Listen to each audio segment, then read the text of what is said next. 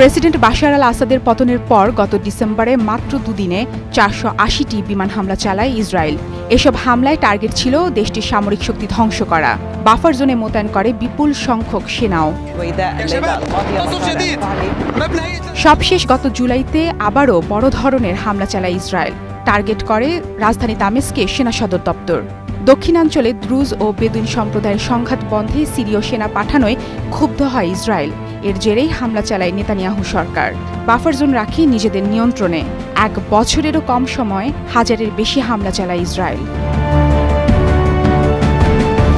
তবে উত্তেজনা বিরাজ করলেও সামরিক কোনো জবাব দেয়নি সিরিয়া। নতুন প্রেসিডেন্ট আহমেদ আল শারা গত জুনে বলেছিলেন, ইসরায়েলি হামলা যুদ্ধে জড়ানোর ফাঁদ। দেশ ও জনগণের স্বার্থে সংঘাতে জড়াবেন না তিনি। সবশেষে সেই উত্তেজনা কমাতে চুক্তি করতে যাচ্ছে সিরিয়া ও ইসরায়েল। একথা জানিয়েছেন সিরিয়া বিষয়ক মার্কিন বিশেষ দূত টম ব্যারাক। এ সপ্তাহে দুদেশের মধ্যে চুক্তি করানোর পরিকল্পনা ছিল মার্কিন প্রেসিডেন্ট ডোনাল্ড ট্রাম্পের, কিন্তু ইহুদিদের নতুন বছরের ছুটির কারণে তা পিছিয়ে গেছে। তবে দুদেশে চুক্তিতে পৌঁছানোর খুব কাছাকাছি রয়েছে।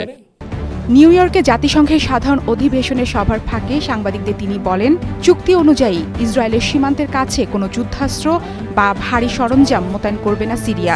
অন্যদিকে আক্রমণ বন্ধ রাখবে ইসরায়েল। দক্ষিণাঞ্চল থেকে সেনা প্রত্যাহার করে নেবে তেল আবিব, এমনটাই চাচ্ছে দামেস্ক। ব্যারাক সাংবাদিকদের আরও বলেন, এই চুক্তি হতে পারে সিরিয়া ও ইসরায়েলের মধ্যে শান্তি প্রতিষ্ঠার প্রথম ধাপ। দীর্ঘদিন ধরেই সংঘাত পরিস্থিতি রয়েছে সিরিয়া ও ইসরায়েলের। বাশার আল আসাদ সরকার পতনের পর ইসরায়েল যে হামলা চালায় তা 1974 সালের যুদ্ধবিরতির চুক্তি লঙ্ঘন। মারফুয়াতুন রুচি, স্টার নিউজ।